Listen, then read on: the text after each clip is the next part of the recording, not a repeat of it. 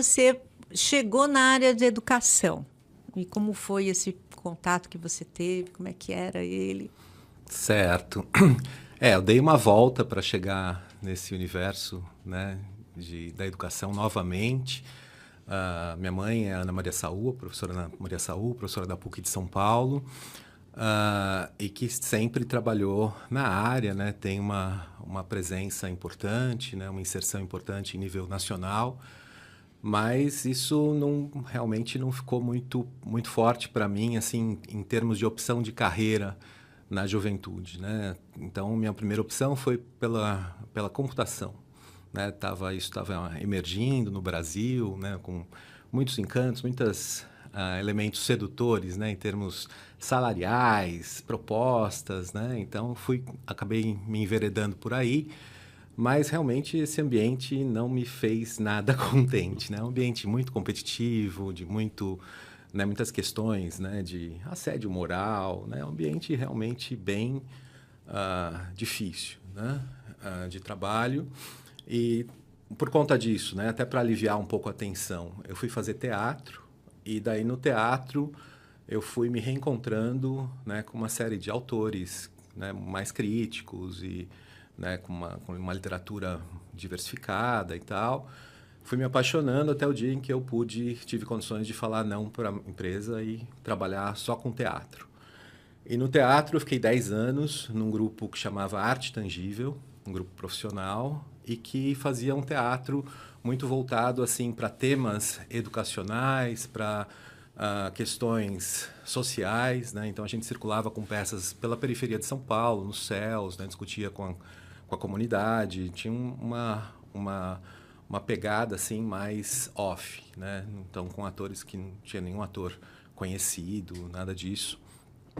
E muito da nossa possibilidade de trabalho vinha de editais públicos, então assim de fomento ao teatro, né, por meio desse tipo de subsídio.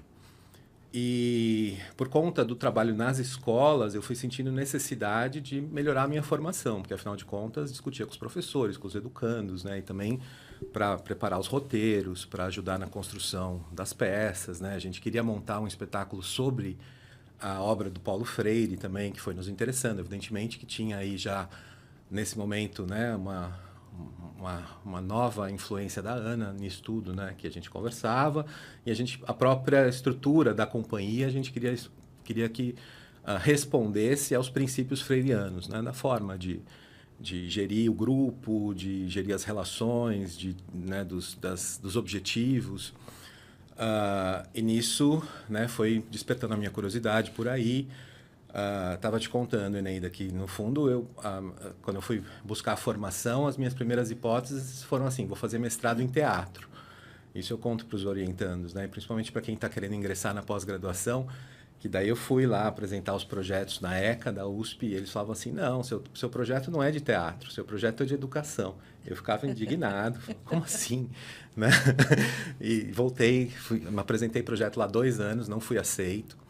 E até que eu resolvi escutar os professores, falei, não, vou buscar na área de educação. E apresentei o projeto na área de educação, fui aceito daí na PUC de São Paulo. Quem me orientou foi o Mário Sérgio Cortella, que também tinha sido orientando do Paulo Freire. Então isso me deu assim também Pouca coisa. mais gás assim para buscar, né, para estimular a curiosidade. Então estudar no próprio programa onde Paulo Freire deu aula, né, no Educação Currículo, junto com professores que conviveram com ele por muito tempo. Ele trabalhou na PUC de 80 a 97, desde que voltou do exílio, né, com convite, né, Dom Paulo Evaristo Arnes, teve assim uma influência grande nesse retorno, né, criando as condições para que isso fosse possível.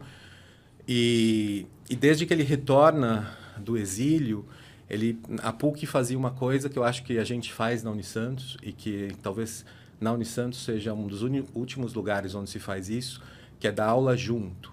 Então, 2 ou 3 professores, às vezes assumiam o mesmo seminário, participando da aula ao mesmo tempo, né? E não porque houvesse qualquer né, dificuldade de algum deles, mas porque havia uma convicção de que um objeto olhado por 3 professores poderia ser melhor abordado por conta das diferenças de experiência, né, de vieses, de compreensão sobre a realidade.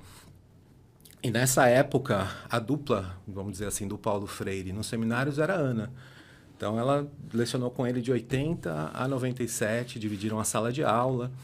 E nesse período eu era criança, então, assim, estudava numa escola muito próxima da PUC. Então, assim, me lembro muito de ficar esperando por muito tempo no final da escola para voltar para casa. Então, eu ficava lá no programa esperando, né? Então, eles estavam orientando ou discutindo coisas e eu ficava circulando ali pelas mesas dos professores, vendo as coisinhas, né, que estavam por ali. E então retornar depois à PUC como aluno do mestrado foi assim muito interessante, né? Porque as primeiras imagens eram assim de professores que eu tinha visto na infância e na adolescência, que eu frequentava mais o programa, e depois já 10, 15 anos depois, né?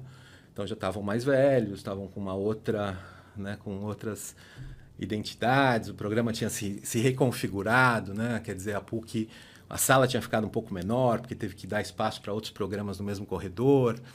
E Paulo Freire já não estava mais, mas lá tem uma foto grande, bonita do Paulo Freire na parede.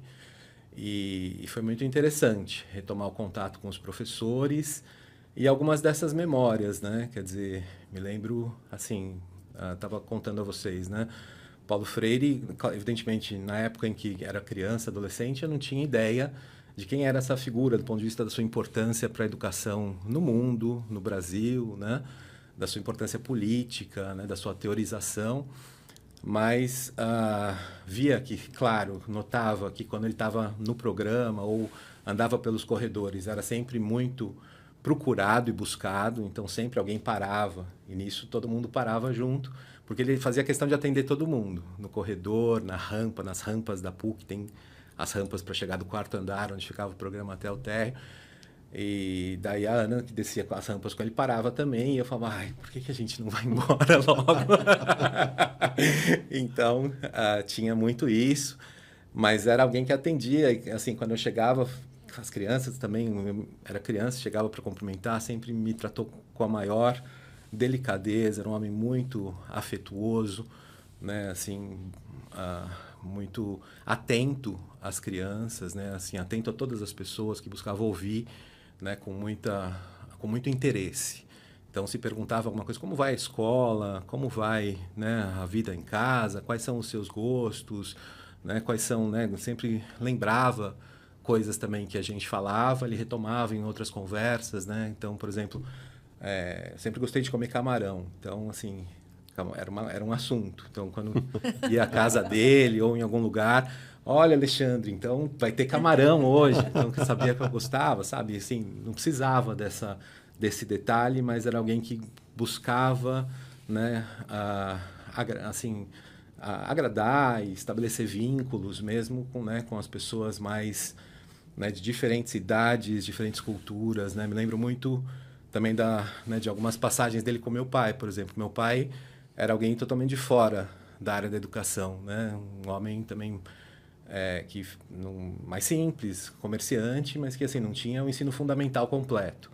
Mas assim, Paulo Freire sempre buscava estabelecer uma boa relação com meu pai, no sentido de que assim, de saber quais eram as conversas possíveis, ao mesmo tempo que ele conversava com a minha mãe sobre as questões filosóficas e teóricas e pedagógicas da educação. Com meu pai, por exemplo, conversava, João, então, e a natureza, o sítio, as galinhas, né? Porque meu pai veio do interior de Minas Gerais e gostava muito dessas coisas do campo. Então, também tinha esse assunto com o meu pai. Então, era alguém que transitava, né, por diferentes assuntos, que valorizava o diálogo, né? Uma pessoa muito querida mesmo. Então foi e conforme eu fui reencontrando também com ele na leitura dos textos, eu fui vendo o quanto isso era coerente, né? Porque é alguém que fala de diálogo, fala de escuta, fala de respeito aos diferentes saberes, né? De um interesse genuíno pelo ser humano. Então, de fato, era alguém que vivia esses princípios, né? E não só com a gente que era mais próximo, né? De uma colega de trabalho e amiga pessoal, mas também eu via com os funcionários da PUC, pessoas no elevador, pessoas que transitavam ali pelo entorno, com os funcionários ali que trabalhavam com ele no sítio, na casa. sempre muito, muito gostado, né? Nunca vi alguém que diz assim, Paulo Freire. Não, acho que as lembranças são por aí. Te deu até um pastor alemão, né? Me deu. A mãe dele adorou, né?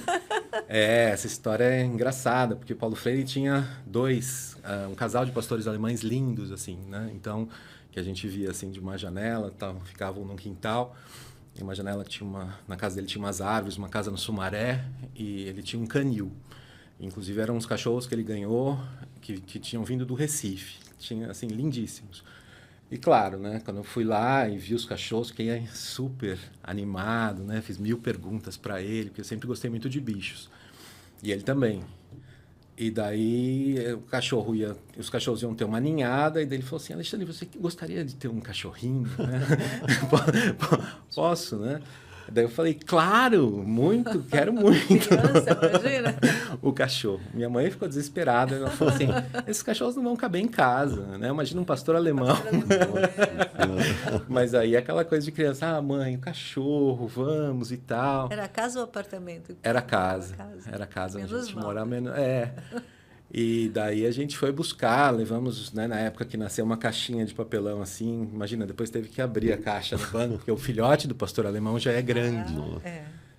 Mas era muito bacana, assim, ele tinha um cuidado, porque os cachorros tinham todos pedigree. Aí a primeira ninhada tem que ser com A. Então ele tinha feito ali já todos os nomes dos cachorros, ele tinha feito uma pesquisa com quais nomes poderiam começar com a letra A, e se a gente podia escolher os nomes que ele já tinha separado. O nome da nossa era Andorinha, mas depois ele tinha separado, a gente buscou escolheu esse nome, mas depois porque Andorinha não é muito prático, né, para chamar o cachorro no dia a dia. Daí a gente acabou respeitando o nome A, mas chamamos de Angra, e a mãe dela chamava Andra, e o pai era Jim, o outro cachorro. Né? Os cachorros do Paulo Freire eram Jim e a Andra, e a nossa era Angra. E daí ela viveu com a gente lá uns 12 anos, um cachorro também muito, muito inteligente. A gente fala, tá vendo? Só podia ter sido ali. Né? Vindo do canil, que era do Paulo Freire. Era uma cachorra assim que aprendia tudo com a maior facilidade.